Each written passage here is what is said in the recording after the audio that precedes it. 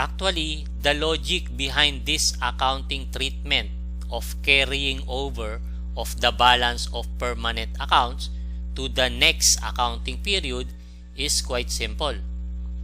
Let's say that on December 31, 2018, at around 11:45 p.m., you placed $100 in your pocket. 15 minutes later, it's 12 midnight, which means it's already New Year 2019. What would then happen to the $100 you placed in your pocket? Would it disappear just because it's already New Year? Of course not.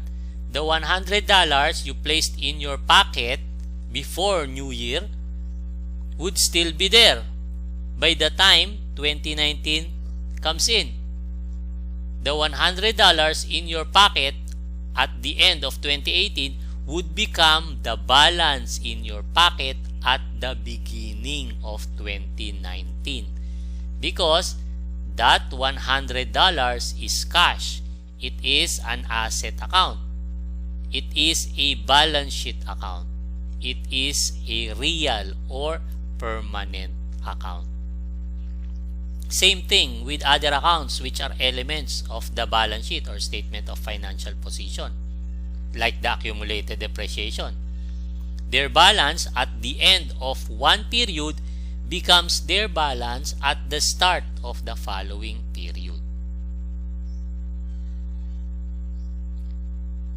In contrast, the balance of the income statement accounts of revenues and expenses plus the drawing account at the end of one accounting period becomes zero at the beginning of the next period, because they are nominal or temporary accounts.